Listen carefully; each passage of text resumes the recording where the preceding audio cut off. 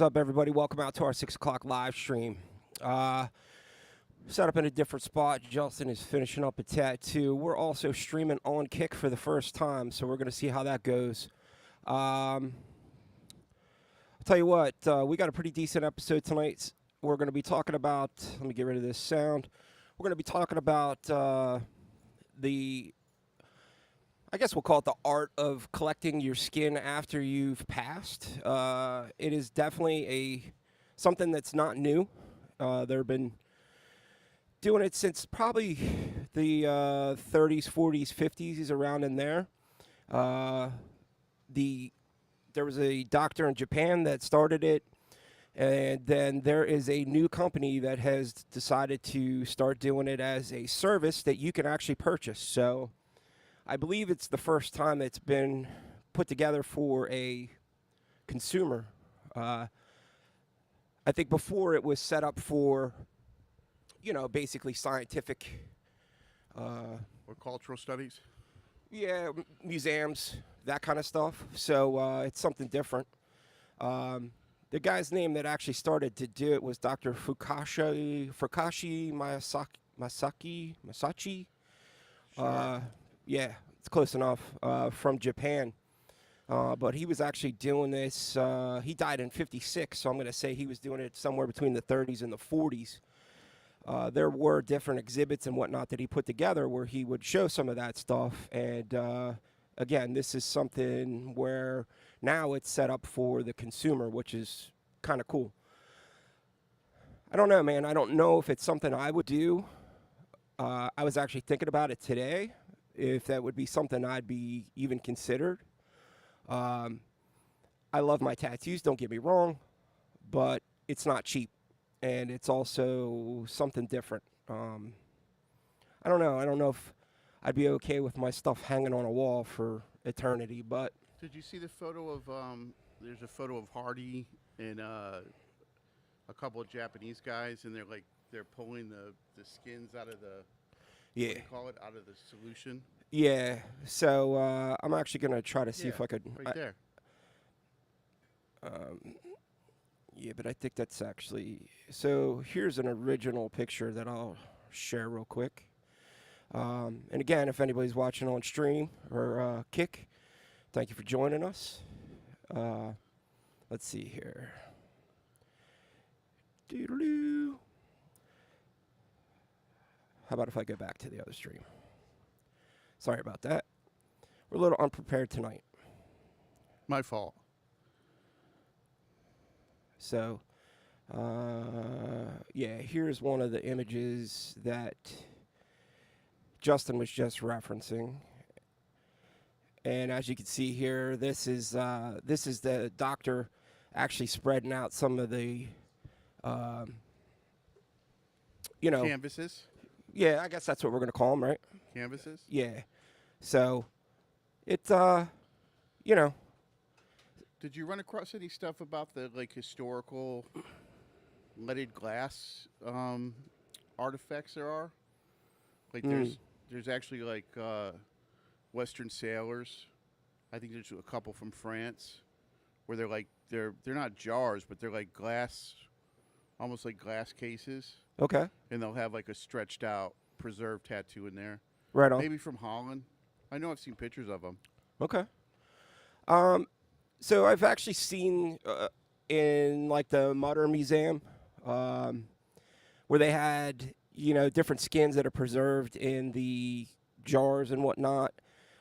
So the thing is, with this new company, it's more artistic. It's more of we're going to put it in a shadow box. We're going to put it up in a nice frame, and it's going to look, pretty for your family and stuff like that, which is, hey, man, again, if that's really what you're into, that's cool.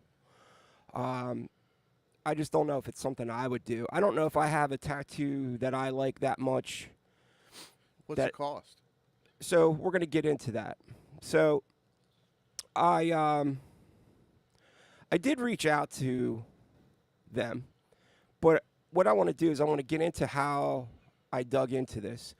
So first off, there was an article in the New York Post where a lady from West Virginia her husband passed away, and I guess they had planned on trying to preserve his tattoos before he passed. It was also covered on another website. The guy was a Steelers fan. I think that's why I caught my eye right off the bat. But let me see if I can get this squared away to share. I'm going to just show you the article, because in the article, there is actually a video that she did on TikTok. But it's the widow preserves her late husband's tattoo by having it put into a frame. And that's the husband and the wife. Well, that's how he looked like before. Yeah. And so I'm going to actually play the TikTok video for you all.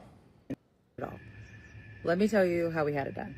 When my husband passed away, unexpectedly, I knew that this is something that we were going to do because we had talked about it.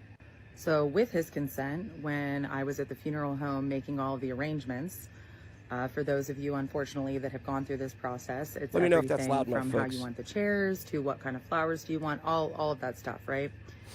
And I said, I want to preserve my husband's tattoo. Naturally, they thought I was crazy. They were very nice, but so we don't have to play the whole very unheard video of, because that would take up too much time, and I don't want to get a copyright strike. But you know, it got me thinking. Okay, well, I've actually seen these guys on Instagram before, and the name of the company is Save My Ink Forever. LLC. And I wanted to reach out and see if they could give me some bullet points and maybe some cost points. Now, I said, look, I don't want you giving me anything proprietary. I don't want anything, like, I'm not asking for numbers to, like, hold it against you. Meaning, like, I'm not going to hold you to the number or whatever. It's not like something I'm going to try to pursue and then be like, oh, well, you told me it was X amount of money. So I just said, hey, look, you know, I basically said, you know, hey, good morning or whatever. You know, I wanted to talk to you about your business. I'm planning on talking about it on my live stream. I also asked if it was okay to bring up their page on our live stream, which is here. That's the name of the company. That's their Instagram, Save My Ink Forever. And they said, I said, hey, look, could you give me some bullet points or whatever? And they said, hey, thanks for reaching out. Ask any questions you'd like. I said, okay. So it's my understanding the funeral, I got this from the TikTok video and the article. So what happens is, if you are the family and you want to get this done, you go through Save My Ink Forever.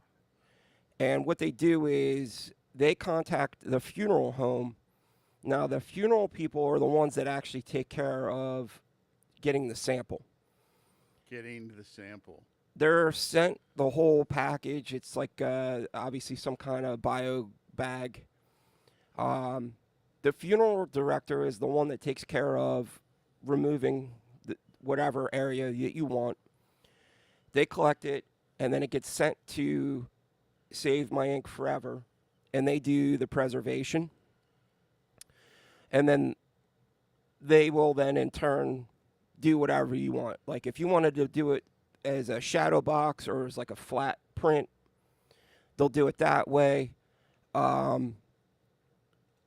They also said they could do 3D models. So, like, if you wanted your whole top of your arm, they would actually, you know, I guess it would wind up being one flat piece, and then they would shape it around like a fake arm. But then there's cost associated with it. So they said, correct. Next of kin or group of kin sign our authorization giving permission for this to take place. We send a kit to the funeral home along with an instructional video on how to excise the tattoo. Then the tattoo is shipped back to us for preservation and framing. Pricing depends on the size of the tattoo. It's anywhere from $1,899 to $120,000 for a full body suit. So, like, I guess if you had like a full body Yakuza suit. So basically, if mom's got a butterfly that you really like, that's like $1,000, $1,800.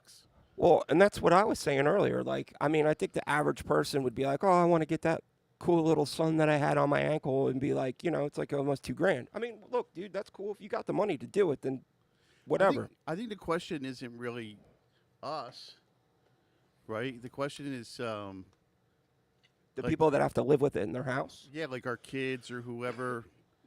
People are weird like that, though, man. I mean, like, just like people have their pets cremated. I got a dog that's cremated and 2 cats sitting in a box on my bookshelf. I mean, I think this is a little bit weirder because it's somebody's actual skin. Did you ever go to like any like the death stores or the old vintage mortuary stores where they had like, and people would take like photos of their dead loved one. They would save like hair. There would be like different keepsakes. Yeah, I've well, seen all kinds of stuff like that. so that's what I'm saying. Like at the Mutter Museum, they had all that stuff. So going with these guys, they're saying it could be higher depending on the customization factors, i.e., flat versus 3D. The whole process takes around 90 days, and yes, it will last generations, assuming proper handling. Keep out of prolonged direct UV exposure and high moisture, just like a good painting. Mm-hmm. You know what I mean? Like you put museum glass on it. 2 things they will not do is they will not do a full face, and they will not do any private parts. Well, that was kind of common sense to me. I'm like, They said also in our process, faded tattoos become more clear and colors become more vibrant. And I have to say, man, some of the stuff that they had on their Instagram page is pretty amazing. Now, look, they had like the average Joe tattoo where it was like, I don't know, like we were just saying, like a sun or a butterfly on somebody's. what do you think that conversation would sound like? I really miss my husband, and I would like to have his. Yeah, well, they're not going to do it. I would like a 3D model of. See, that's odd. Now, in all seriousness, that's odd to me because it's such a taboo process to begin with. Like skinning somebody and preserving their skin. Why not go the extra? I mean, I don't mean to be flippant, but that's odd to me that they wouldn't then go. There would be limits to what they did. Yeah. I mean, you're skinning a corpse and preserving it. Why not just do whatever? I don't know if they're talking about like just the overall appropriateness of it. Just like, I mean, that's what I mean. It's pretty inappropriate from jump. Why? Yeah, I Why guess it shy depends away? on how you look at it. I Why mean, like shy I said, away? I don't know if I would personally do this. I But- don't think any of my loved ones would be, because that's who I'm thinking of. The people that would have the artifact or the art or whatever. Yeah, like after the fact. Yeah, would anybody that is in your life be interested in having? No, probably not. Like my daughter's like, hey, look, there's Dad. But I think that, let's say if you're maybe like a person, now, see, you got to think beyond us. We have multitudes of tattoos. Think about the person, and I was actually thinking about this today when I was going through the grocery store. You were thinking about skinning corpses? No, about like the fact that, because I saw 2 older ladies that were in front of me at the grocery store, and they each had a tattoo. Right. So I would say that the majority of the population in the United States, I don't know about anywhere else, but let's just say here in the United States, majority of people are one shot, one and done tattoo type people.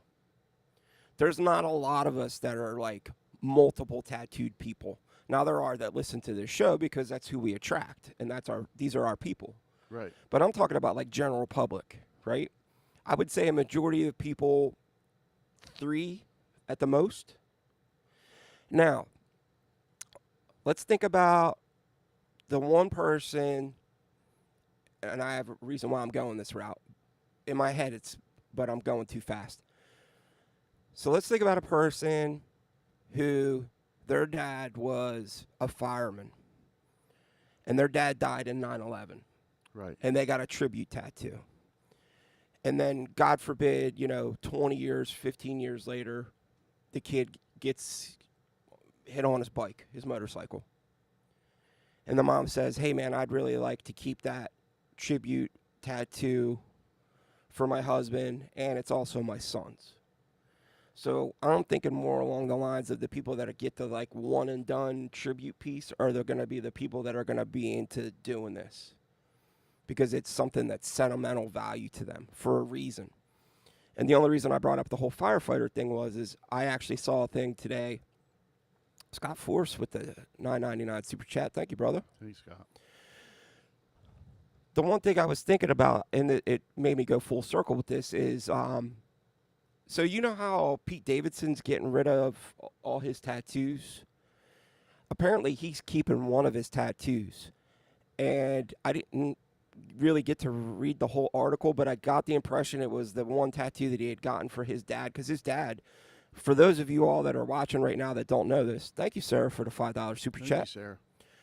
Pete Davidson's dad actually died in 9/11. He was one of the firemen that died. So, yeah, like I think that might be the type of tattoo that somebody's going to get preserved and keep. Or, now, I would say at this point, the time frame is probably a little out of whack, but let's say you had a grandparent that was in World War II, right? Now that I know there's not a lot of World War II people left, unfortunately, greatest generation ever. But a lot of those old timers had tattoos that they got during the war. Now that might be worthy of keeping. Like I actually saw on the Save My Ink Forever site, they actually had somebody that got a Sailor Jerry tattoo pinup, and they wanted that preserved. So that right there was pretty cool. I was like, holy shit, dude. I mean, I've only ever seen one Sailor Jerry on somebody's skin in my entire life. And that was at Reno. And there was an older guy who, ironically enough, was the janitor for the casino, the Silver Legacy Casino. He had been in Korea, and I don't think he was definitely not World War II. He was post-World War II. But he had been tattooed by Sailor Jerry, Zeke Owens, Burt Grimm. Like, he had, like, he reminded me of Penny. Right. Penny is Philadelphia Eddie's widow. She's covered, man, and she has, like, the who's who from tattooing, man, on her. Speaking of this, did you know that just as a little aside, the last survivor of the Arizona died and was just interned? Yeah, just like it was less than a month ago, right? Yeah, he was interned. They actually cut open the Arizona to intern him with his shipmates, which is solid, man. Put him back where he belongs, right? Yeah. Back with his brothers. Scott Force said the bodysuit, since at some point becomes a work of art.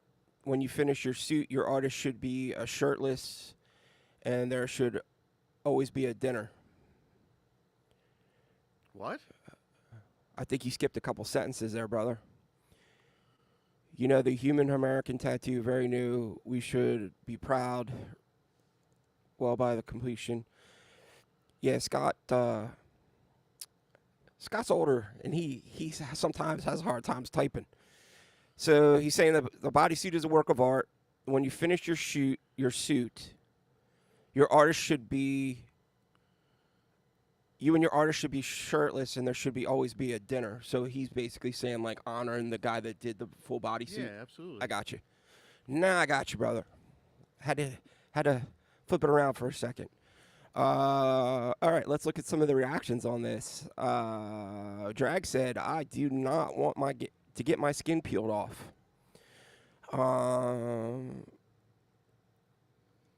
You an organ donor? Chris Hawkins said, I'm having flashbacks with Justin on the right. Yeah, we had to flip around, man. Sarah's in here. Nikki's hanging out with us. Drag said his whole body is inked. Moderator Nikki brought up a good point. I would hope that's a conversation you have beforehand with the person that will keep your skin. I'm thinking that would definitely be a family conversation. That's not going to be something where you're going to go hang out, go do it, and then the funeral director hands you a box. I would hope not anyway. So Steven Street said people get pets stuffed, taxidermy. Just out of curiosity, you an organ donor? Or are you weird about the idea of people cutting into your body after you're gone? Some people are weird about people getting cut. Scott just said, sorry, brothers, the completion of the bodysuit, the artist should be without a top.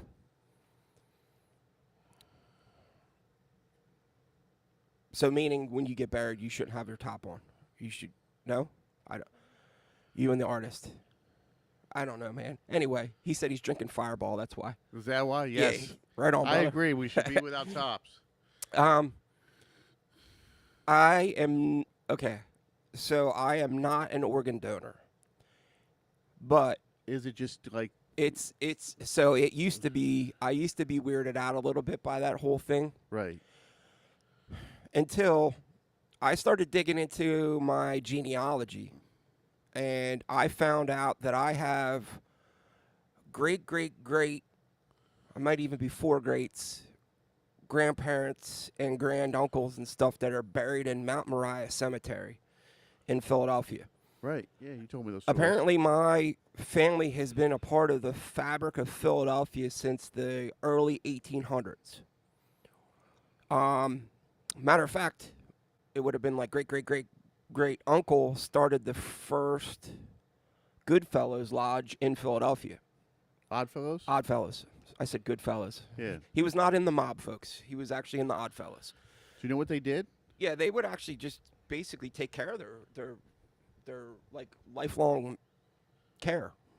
So like if they would do like benefits and stuff like that, and then weird costumes and shit like that. I saw some of that, and then if you were an Oddfellow, you got to be like, if you were older and you had no family, you got to live in their home carefree, like you didn't have to pay for anything.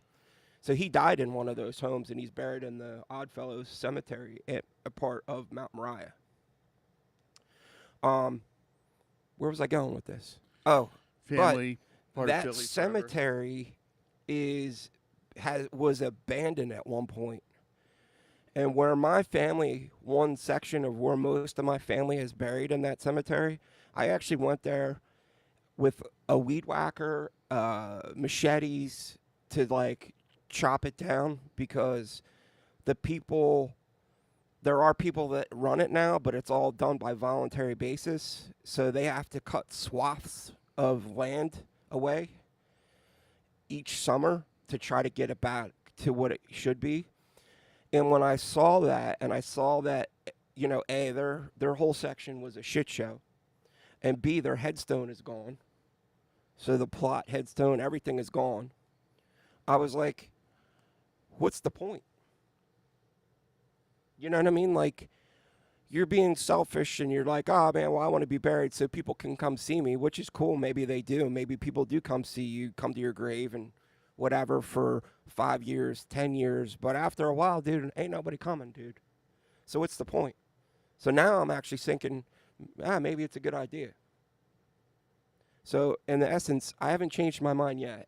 And I know it was a long-winded story, but it's something that is actually making me change my mind.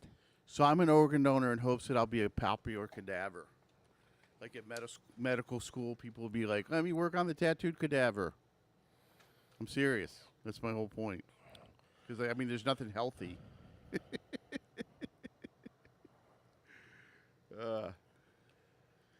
I think so my mom, for instance, my stepdad passed about a year ago now, and she wears a locket that has some of his ashes in it, right? Just like a little tiny amount of his ashes. But this just seems like I'm trying to picture my kids being like, "That's my dad's skinned up on the wall there." Hmm.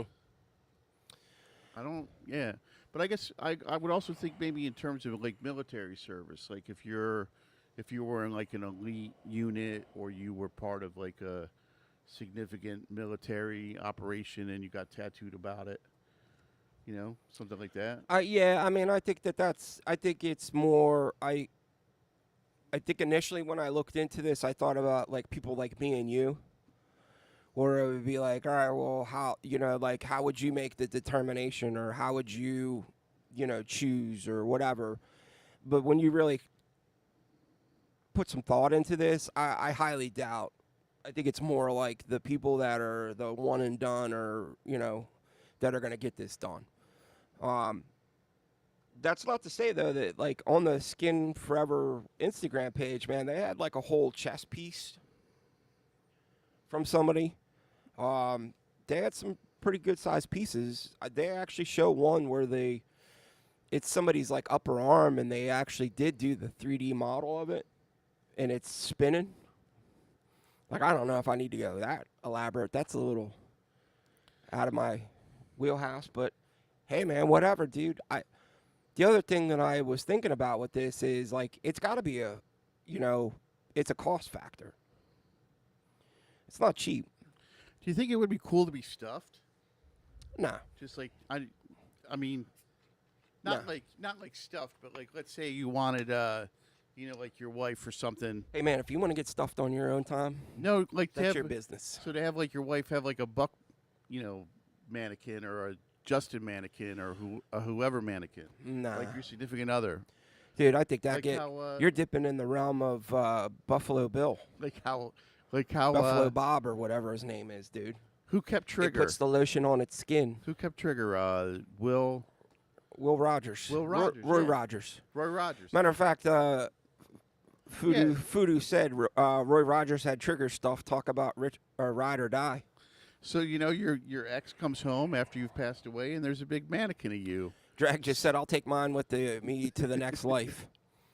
Scott was saying about he's been working on his bodysuit since '86, and he's hoping to finish it this year. Do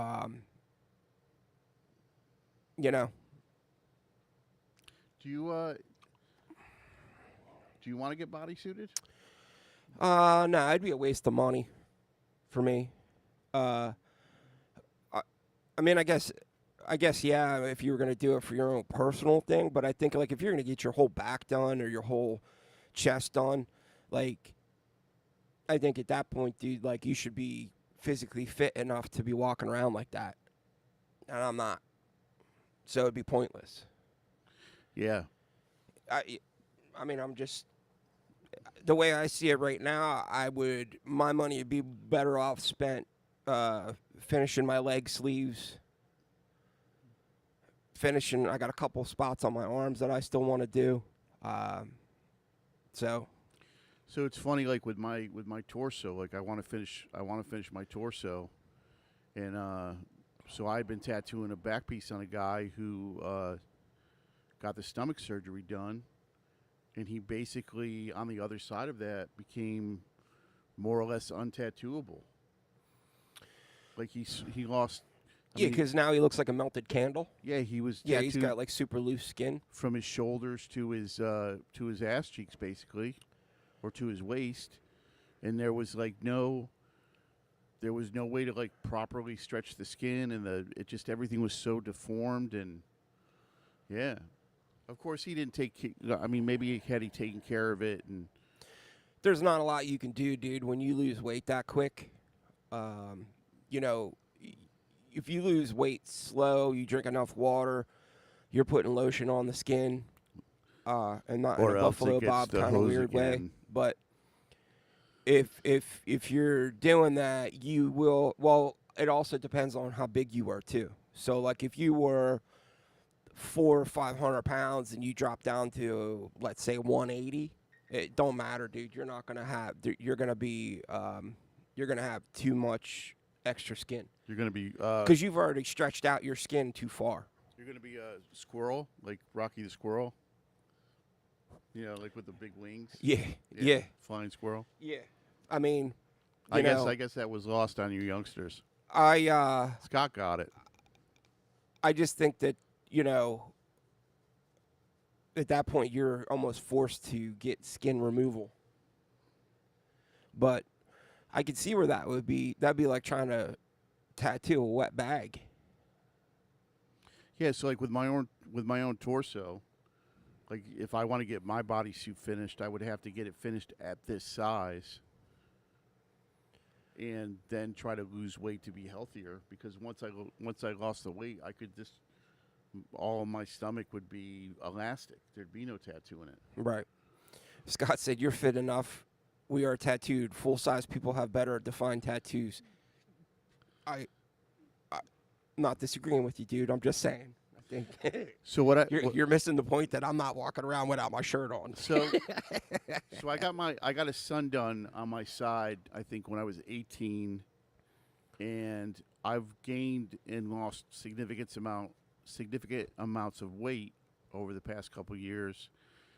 And the odd thing is when I weighed less, the tattooer was brighter.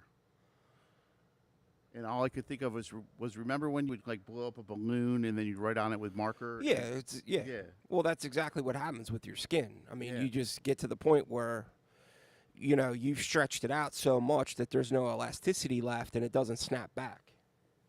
I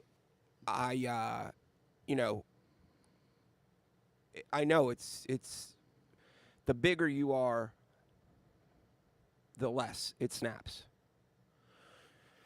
Yeah, but now the other thing is I guess if you were like that, it would be easier to peel it off and put it in a jar for them to preserve it. Be a smaller mannequin. Or that. Dude, so I was thinking about it today, and I'm like, man, like if I got my upper arm done, I got pretty big arms. Like by the time they cut down, did the circumference, I mean, Jesus Christ, dude, that would be like a 24-inch, 20-inch, piece of skin. Yeah, so when I quote quarter sleeves for people, and I'm like, you want it all the way around, right? And they're like, yes. And then I measure their arm with my measuring tape, and I draw it out like a linear drawing on a flat surface. Yeah. Yeah, it's basically like that. Right. They don't realize. Yeah, because your arm might be 10 inches wide this way. But it's circular. But you're right. And then you got to double that. So, and I got like 19-inch arms. 19-inch arms. Yeah. Unfortunately, they are not tight. They used to be. But, hey. When you, I was, because I was jacked up when I played football. I was a big boy. I was yoked. And then I went to college and I just ate garbage and drank everything in sight and, put on a lot of weight. Yoked. But, it's what happens, man. So what about you guys in the audience, man? Let's get some feedback. I mean, is this something that you would do? Is this something you would spend money on if your significant other or family member had enough money set aside for this kind of thing? Would you be cool with it or not? I'm curious to see what you guys think, because I think both Justin and I are kind of on the fence. You're a no. I'm a no. You're definitely a no? Yeah. So Okay. I actually read a funny story about Mike Malone. Malone was at China Sea one day, and a doctor from the Japanese Institute that was preserving the skin, because after that guy passed away in '56, other doctors took that over. Him and the doctor and his family were visiting in Hawaii, and they visited Malone at the shop. Now, Malone had a huge koi fish tattooed from, I think from his waist to his shoulders. And at the time, there weren't a lot of, white people with that kind of tattoo. So the Japanese doctor says, can I see the tattoo on your back? And Malone shows him. And then the guy gets this look on his face, and Malone realizes that he's kind of sort of lusting after the, this white-skinned Japanese tattoo work because it's so much different than anything he's ever seen. Right. And so Malone goes, if you even think about peeling this tattoo out off my back after I die, my angry ghost will haunt you for the rest of your life. Yeah. Yeah, Malone. Like I read a story where Malone was like the dude, like really, like he got the what do you call it, the Buffalo Bill vibe. Like the dude was just gonna cut the tattoo off of him right there. So Drag said no, never. Stephen Street said wouldn't object if a family member asked. Chris Hawkins said I wouldn't want it in my house, but to each their own.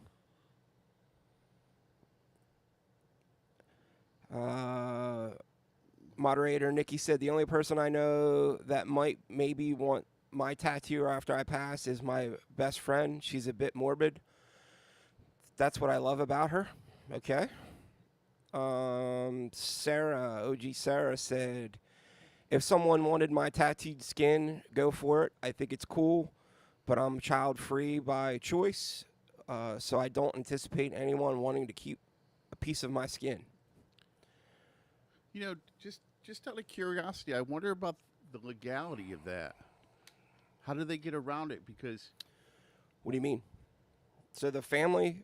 So like, let's say I wanted to, let's say I wanted to will my finger bones to a family member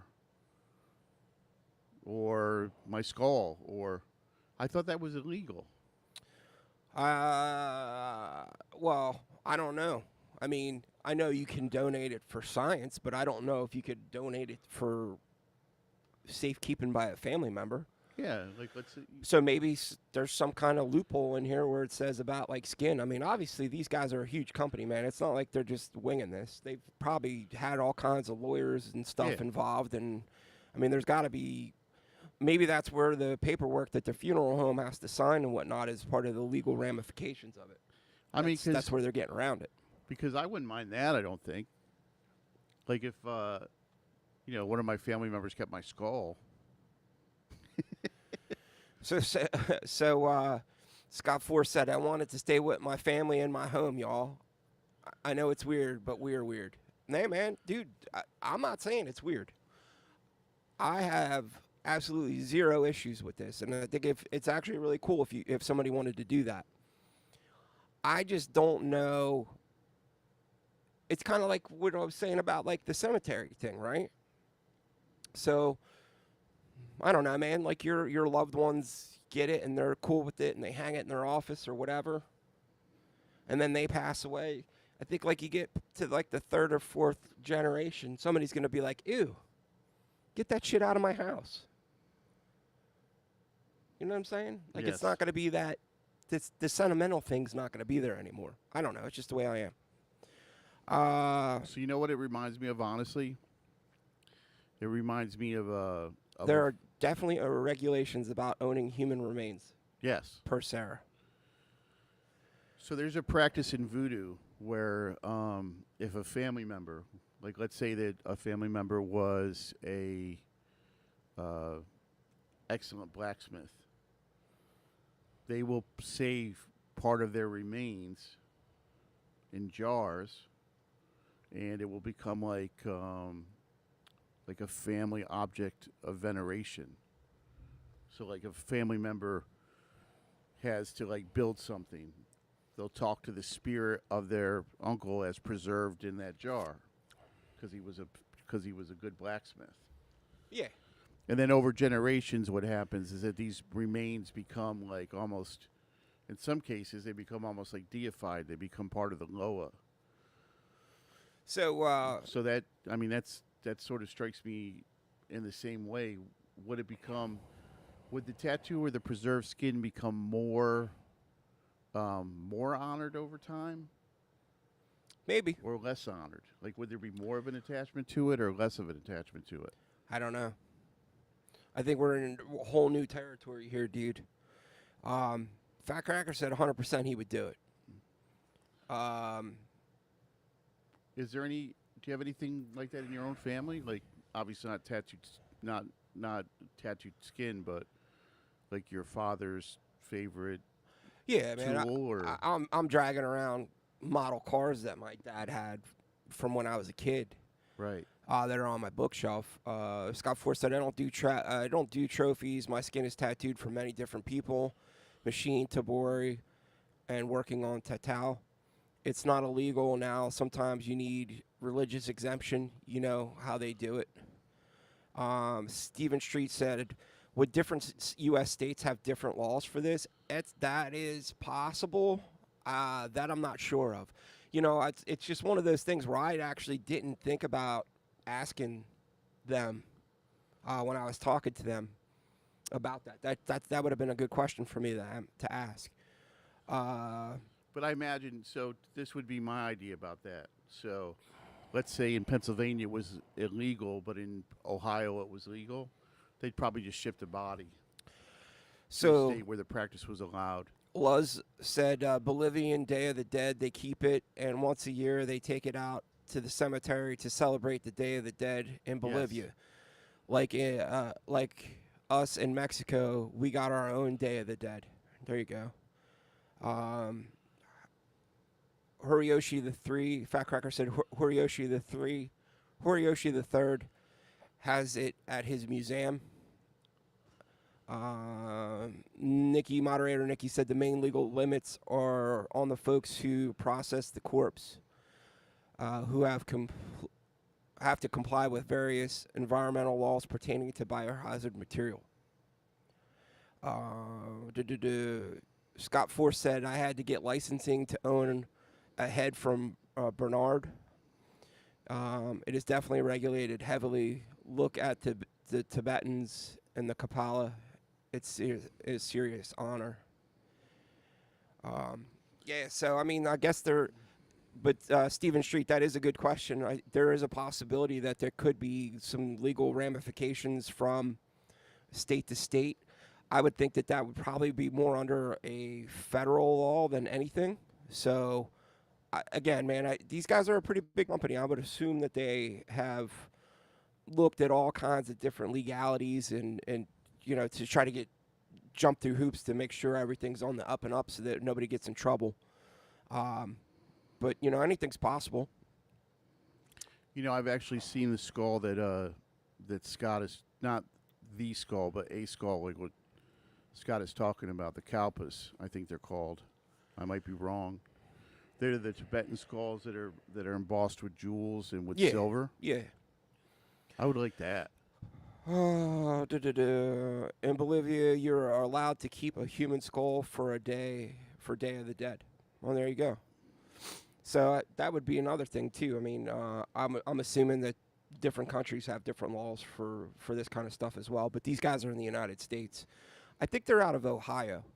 The lady in the article that I was showing you guys earlier, she was from West Virginia, and she said that that's where some of the 90 days comes into play for them because they had to, ship it from West Virginia to Ohio to a state where it was legal. Yeah. Yes. So. Because I know that when my brother shipped my father's ashes to me through the mail, you know that's like an extra cost and like a special kind of. Yeah, dude. A special kind of shipping. My old man died at 49 years old, dude. Never was on an airplane in his entire life. He dies in University of Pittsburgh Hospital. They wanted to bury him in Trenton, New Jersey, because that's where his family was from.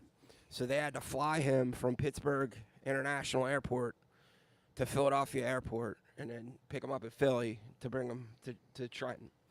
So the old man never got to fly on a goddamn airplane his entire life. He drops dead, and he gets a fucking a plane ride. How shitty is that? Yeah. But, yeah, so that was a pretty large cost for my mom to do the shipping, which sounds horrible, dude. Sounds like you put a stamp on them. But I don't know, man.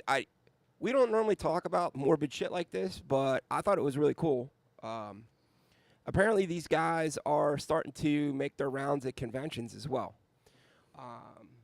I've never seen them at a convention. I've seen them post reels about being at conventions, and it seems to me that people are amazed when they see these guys at conventions. I think that there's probably like a 50-50 mix of amazement and, ew, that's creepy. And revulsion? Yeah, and just like you would normally think there would be. I mean, look, not everybody has, super negative thoughts about people passing. Some people are perfectly, hey, look, it's just a thing. It is. It's. So I don't know.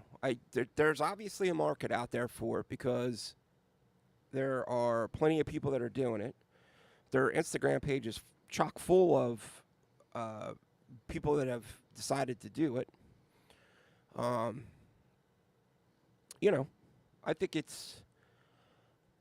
think that if you had a tattoo of some historic value, i.e. the Sailor Jerry tattoo, that would be something that if I had that on me, that would be something that I would be like, I want to preserve that. But then again, I mean, how do you know that it's going to be something historic like that? Well, I could also see if you had, like, if you were a member of a club or of some kind of organization, military. Yeah, People for sure. People that make those kind of things like their entire life. Like, I, for instance, knew a guy that had he's pretty active in the NAM vets, and he had the memorial as a full back piece. Yeah. I mean, I could see somebody preserving something like that based on what. Yeah, that's what I'm saying. Like, the people that got memorial tattoos for the dudes that, the people that passed away in 9/11. There's a lot of, firemen and first responders in our area that have those tattoos because, they were friends with people that were there or they were actually there. Different, soldiers and stuff like that were, different groups that were served in wartime together would be something that I would think that people would want to save. And then I think it just comes down to, like, people want to do a memorial tattoo for their Grammy or whatever, and they want to preserve it or whatever. You know what I mean? Like, I think it would be stuff like that. I think it's really just focused on that sentimental value for whatever. I don't think anybody's just going to do this just because that was a cool tattoo. I just want to keep it. Yeah. I mean, there's nothing wrong with a picture. Take a picture of it. You know what I mean? And it's costs. I mean, it's not cheap, man. I would assume at that point you would have put some money aside, or you would say, hey, I have a life insurance policy. Make sure 10 grand of that goes to them preserving my tattoos. Okay. So, I don't know. It seems like we got a 50-50 mix in the chat, though, of yays and nays. So, I'd be curious to know how many of the listeners wear memorial tattoos. I know you wear a memorial tattoo, right? Yeah. I wear memorial tattoos for my grandmother and my dad and a couple of my friends. Throw it in chat. Anybody have memorial tattoos? Just give us a yes or a no, or if you say yeah, say what it is. What's your memorial tattoo? Just because there is, like, in that sense, there is sort of not to be morbid, but there is a connection between death and tattooing. I mean, this is a walk-in shop. I would say that you do a lot of memorial tattoos. Yeah, 15% of my work is memorial tattooing. I mean, it's normal, right? I mean, I would say, that was my third tattoo was a memorial tattoo because by that point my father had passed. Mm-hmm. It's been since blasted over, and I've got another memorial tattoo for him, but you know. So how many of you out there have memorial tattoos? Scott Force said I wear 0 memorial, but I have done so many.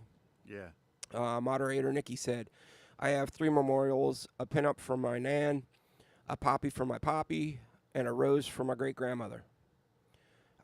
Stephen Street said no memorial ones yet. Well, you know. So it's funny. I have 2 tattoos for my dad. The one tattoo I got on my back sort of is to like mess with him. It's a monkey it's a monkey with devil horns surrounded by broken beer bottles. It says Pops. He was not too happy with that one. But after he passed, I actually got it's an old pitcher machine design of a skull with pistons. Right. Because we both like motorcycles.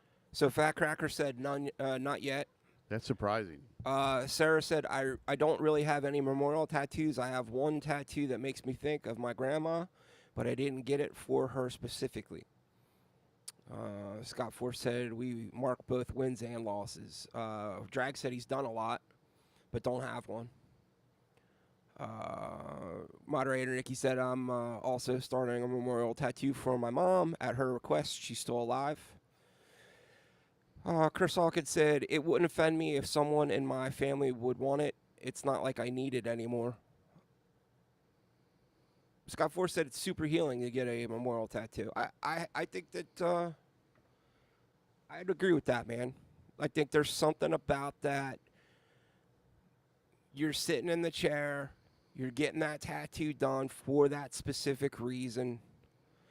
There's like this kind of vibe that's kind of going through you as you're getting it, thinking about that person. I could definitely see. So there you go. So and I mean, in a sense, you're suffering, right? If you're getting tattooed, you're paying a. Sounds cheesy, but you're paying a price in blood and pain. Chris Hawkins said he has. I have a couple memorial tattoos. So there you go, though. I mean, you know, we're sitting here talking about people going and getting memorial tattoos. Is it really that different to get the? Yes, Buck. It's different between. Can I get a tattoo? To remember my pops, and there's my pops who's skinned. Okay. I was trying to be, you know. Here's my dad. I still like the idea of being stuffed. I wonder if they could fit you over a mannequin? I mean, they're saying 3D printing, so if you were bodysuited, do you think they could fit you over a mannequin? Yeah, oh, absolutely. With that, like, it wouldn't have. And then you just have to get like a little wax head. Yeah, no, I don't think they would do that. No, Stephen Street said, was it a cathartic experience? I would say that's a good way to put it. Yeah. That's definitely a good way to put it. I think I don't want to. I don't know, man. Like I'm not gonna sit here and be all like, ooh, like, you know, spiritualism and all that, but it definitely gave me a vibe when I was getting it done. So there's a difference where the memorial tattoo for my dad and my grandmother, who were both older when they passed, and so it was expected, versus the tattoos that I've had for my friends that died, where they were sort of taken, or it felt like they were taken, and that's, yeah. Yeah. I think that part of the experience for me was the guy that was nice enough to do that tattoo for me. He knew why I was getting it, and he knew that my father had just passed, like, within the year. And he was, as crazy as this is, because it was Jaybird. Mm-hmm. Jaybird was like this 6'5", 6'6", big, 400-pound biker dude with a big red beard. Well, it was kind of gray at the time. But he understood where I was coming from that day. And he was kind of always, I don't want to say he was mean, but he was definitely abrasive. Yeah. And he kind of like took the time that day he was asking me questions, and it was like this weird, like he kind of broke him down a little bit. And then the next time I came in there to see him, it was different with him. So I think a part of it was like he was honored that he was doing it for me, but he also understood the situation. So one of the weird things that happens here that is like a pet peeve of mine, people will often ask for tattoos with names in the tattoo. Like, so I want a flower with 6 leaves on it, and I want my kids' names in the leaves, right? For instance, which is really, as a tattooer, it's incredibly annoying to try to put these tiny names and Yeah. But at the same time, like you have to bear in mind, or I have to bear in mind that that's really important to them. Like the idea of, the flower and then the offshoots, or people will get the tree with the names in the leaves, and again, it just comes down to respect. Like, See, but how much of this that we're talking about today, man, is just really kind of hammers it home on what tattoos mean to us that are listening to this right now, that are hanging out with us today. here, We're not just the casual tattoo people.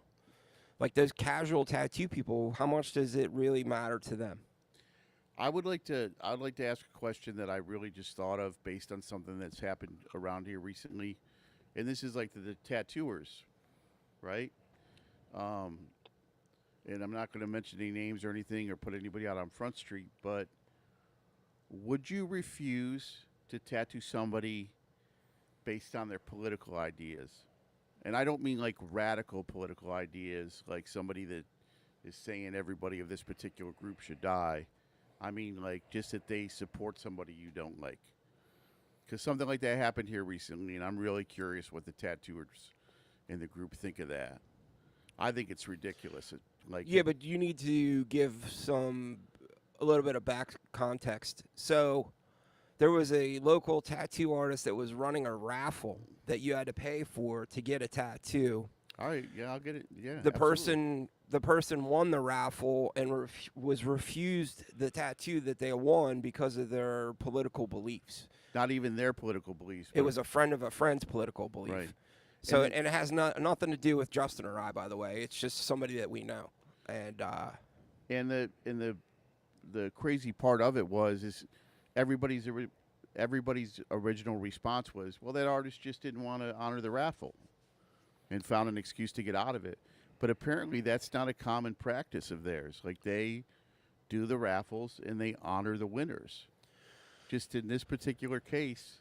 yeah, I don't know, man. Like when I first heard the story, I kind of thought, well, it's them kind of getting out of doing the tattoo because they made their money off the raffle and they just didn't want to honor it. But apparently, yeah. That's not. You're saying that it's not the case, that they have honored them in the past and they just didn't want to do it because of a friend of a friend's political affiliation. And it's not even like it was a political tattoo. It's not a tattoo that they objected to. Like, obviously, artists have a right to say, I don't want to do that kind of work. It was just, Well, I don't know. I'm really curious to see we don't if ever anybody... talk about politics, religion, any of that stuff on here. We talk about spirituality and stuff like that, but part of that reason that we don't talk about that stuff is because it's too divisive. And, it's just something that I feel like if you're a place of business that you shouldn't really get involved in because that's going to hurt your business in the long run. You got to, when you get involved in stuff like that, and again, like when I first heard the story, I thought it was them trying to get out of doing the raffle because they had already made their money. But, we're finding out after the fact that that's really not the case. But, I think that if the person comes into your place of business and they're not spewing all kinds of hatred and other BS, it is what it is. But I don't really want to get into it too much because I don't think that this is the right place for politics. Yeah, I think this is more like a business thing that we're talking about. A business thing. So let's keep it that way. So, for instance, like, I didn't know about this, and I found this to be kind of heartbreaking. When tattooing was first legalized in New York, Philadelphia Eddie and a couple guys would tattoo at these Irish beer gardens to make money, right? And Eddie was known to say that he couldn't stand it because he's an Italian boy, Right. right? He didn't like being around Right. in the Irish beer gardens. And for some reason, I was like, damn, man. See, but Drag, you're talking about the tattoo itself. Not the tattoo. The tattoo itself had nothing to do with the person's whatever beliefs or whatever. It had nothing to do with that. It was, let's say the tattoo was just a butterfly. Yeah, it So, wasn't an objectionable tattoo. It was the political beliefs of somebody A friend of a associated. friend. Yeah. So that's the weird part of the whole story. But I don't know. See, I'm really looking. I mean, obviously, I think everybody will agree with me. That's insane to not want to tattoo somebody that you have a different political opinion than. That is not necessarily the case, dude. At all. You need to go on Instagram more because that is running rampant on Instagram Jesus, man. at this point. So I don't know, man. We thought this would be Yeah, this is just off the top of my head. I a apologize. cool topic to talk about tonight because it was, again, this company is starting to pop up more and more on Instagram. And like I said, the name of the company is, hold on, Save My Ink Forever. And they are starting to show up at different tattoo conventions.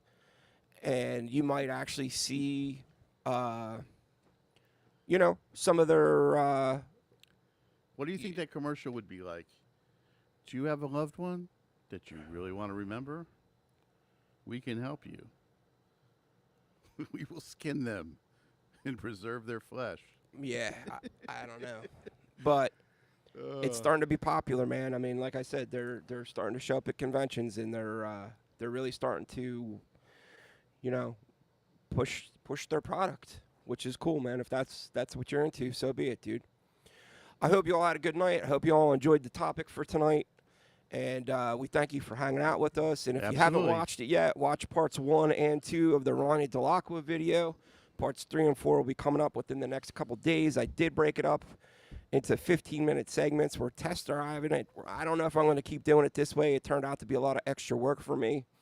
And I've also had 1 or 2 people complain that it wasn't a full episode. So we'll see what happens. But hopefully you got to check it out and watch it.